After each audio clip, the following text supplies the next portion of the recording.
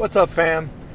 I want to take a methodological, critical look at this election and what the most rational plans we can make for the future are. So, what there, in my view, there's probably three possible things that can happen by the end of this primary. One, Bernie can win on the first ballot with over 50% of the votes. According to 538, he has between a 35 and a 45% chance of that. It keeps moving around. So that's good. That's obviously the best case scenario. The second chance thing is that he could win the most ballots, but not over 50%, and there's a brokered convention, and he wins the brokered convention. Maybe he makes a deal with Elizabeth Warren to get her delegates or what have you, and he wins it. Also good. The third possibility is there's a brokered convention and Bloomberg wins it. There's really no other possibilities. According to 538 and the various polls you can look at, nobody else has a chance to win this nationally. Nobody.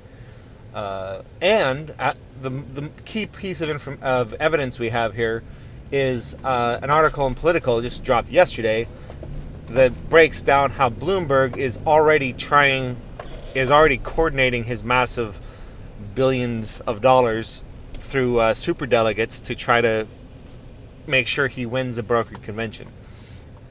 If there's a brokered convention and Bernie doesn't nail it up, it'll be Bloomberg. And this is a really bad thing. So let's look at the consequences of each of these. How important is it that we get Bernie Sanders in this election? We've lost elections before, and we're still here. Well, there's a lot of extenuating circumstances that I think make this election the most important one in forever, maybe history, who knows. And one of those is the climate crisis. We have 10 years to do something about climate change, or the consequences in 50 years are going to be much more dramatic and much more costly, both in dollars and in lives. We need to start doing something now. Bloomberg's not going to do it. He's going to protect his billion-dollar buddies, and he's going to make tweaks around the edges. He's not going to make the kind of bold changes we need. Obviously, Trump isn't, and Trump would probably beat Bloomberg, although who knows in a general. So that by itself is a factor that hasn't existed before at this scale, and it makes this election incredibly important. Another factor is the importance of the rise of the left. So ever since really 2016, especially when Bernie ran in the primary, the left has been kind of reborn in this country, and it's surging, and it's surging behind Bernie Sanders more than any other figure by far. Bernie Sanders has sparked a movement, and he's obviously very old. He's not going to run again after this. I mean, if he's president and he's still healthy, maybe he goes for a second term, but he's not going to be running if he loses this election again. And it's not clear that there's somebody with his level of broad appeal that can win it. AOC is awesome, don't get me wrong. And there's a couple things she said that are a little concerning that makes me think she's not quite as strong as Bernie. But she's awesome. And she will be old enough to run in 2024. But she has broad appeal just kind of with the left at the moment. Whereas Bernie has been an independent senator and congressperson for ages. He has massive appeal with independents that AOC doesn't have. Even Republicans, half of Republicans trust and respect Bernie Sanders for his integrity. I don't think AOC has that. So Bernie has the best chance to win in a general election of anyone else I can even think of that's that progressive. And we're not going to get another chance for who knows how long. He needs to win this time. Otherwise, if Bloomberg is elected, he gets the bully pulpit. He gets to squash progressive movements. He gets to keep letting the DNC rig it and make it even harder and harder for the left to surge again in the future. As ditto if Trump wins it. Trump is going to be rigging the general election and letting Russia rig it. That's been all over the news lately, obviously. I mean, we all knew that.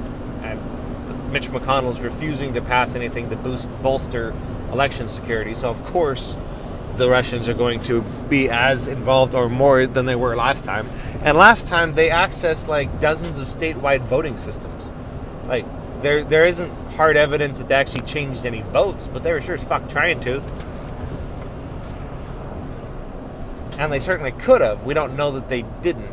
That's concerning. And the fact that we're not bolstering that is basically us just hanging out a sign on our back that says, please rig our election. So these kind of factors are going to keep getting worse under either Bloomberg or Trump. This is it. This is our chance, fam. And it might be our only chance. What I had is, if I don't still have, I forget, my Twitter handle being that Bernie is our last and best hope for humanity. And I fucking believe that. We need him to win. This isn't... If somebody told me, oh, he has no chance, he's going to lose. Well, we just have to work harder. He has to win. There is nobody else. It's him or a GOP racist oligarch who's going to keep rigging our system, make it harder and harder for a candidate that represents the people's interest to win. He has to win. So that brings us to what do we do? Well, first off, we need to fight to get him elected, to get him over 50% delegates in the first ballot. Most states are proportional, so even if you win the state, that doesn't mean you get all the delegates. You only get a proportional amount of them. So we need to win by as high margins as possible. That means we need to be out there donating. We need to be out there canvassing. I've already set plans I'm going to be out there Sunday, probably Monday as well. I'm going to be out there canvassing. We all need to do it. We need to get the highest amount of delegates we possibly can. And there's nothing more important than this. If you believe that the DNC is going to steal it from Bernie anyway, I understand, and they might. But the more support, the more delegates, the more votes he has when they steal it from him, the more of a pushback the DNC is going to get, the more outrage, and the more momentum there will be behind whatever happens next. So that's now. If we go to the convention and Bernie doesn't have over 50% delegates and he hasn't locked it up, then it's going to be extremely important that every single person who cares about the left is in Milwaukee if at all possible. Hitchhike, whatever. I'm sure there'll be people there who'll let us crash on their couches. We got to do what we got to do. We have to be there. We need as many people as possible at the DNC, chanting, shaking the building, shaking the cameras with our chants. If there's 1 million people there demanding Bernie Sanders is the nominee, they're not going to dare contradict the will of the people. And if they do, a lot of us are going to end up in jail and probably going to end up anyway. I mean, these conventions often have all kinds of military police and riot police, and it's going to take a whole lot of people and a whole lot of will to do anything. But this justifies direct action if anything does. We revolted in 1776 because our government didn't represent us. There's nothing more American than that. So if the DNC refuses to represent the people, that justifies direct action if anything does. And I only hope, and obviously Bernie said that he'll support the Democratic nominee, whoever that is, and he's a man of his word. I hope that if the DNC takes it from him, even after he had the most nominees, that he comes out and says, I said I'd support the Democratic nominee, whoever that is. That's me. I won the most nominees, and I'm running whether they like it or not. Because it's time to do a third party and let the DNC crash and burn. And no matter what it takes. And there's never going to be a better moment in American history than that right there. Because this is a two-party system. In order for a third party to have a chance, mathematically, you can look up CGP Gray's video, First Past the Post Voting. It's really good. Just Google CGP, or on YouTube, CGP Gray, first past the post, comes right up. And it explains how mathematically it is a two-party system. No matter who's controlling it, it's not propaganda, it just is. But we have had the parties change before. I think the last time was like 150 years ago. So it doesn't happen very much. But in order for it to happen, there needs to be a phenomenal amount of will and hate, basically, against the current parties. People need to feel disenfranchised. It needs to build up to a moment that gives you that momentum. 2016, a lot of people were mad. The Green Party still only got 1% of the vote. But if Bernie, with all his momentum, wins the most delegates and the DNC screw him over, there's never going to be a better moment. So hopefully he comes out and announces he's still running. I believe there's a movement to get him on the ballot, or to prepare to have him on the ballot anyway, just in case. So that's one thing that we can do, hopefully, but that's kind of up to Bernie. He's not going to announce that in advance, and he shouldn't. He needs to play the lamb. A lot of people on the left criticize him for being kind of too gentle and for apologizing for shit that he really shouldn't apologize for. You have to understand, he is playing like five-dimension chess here. He is so far ahead. He knows he has to play the lamb to have any chance at winning like mainstream Democrats, because the media paints him as divisive.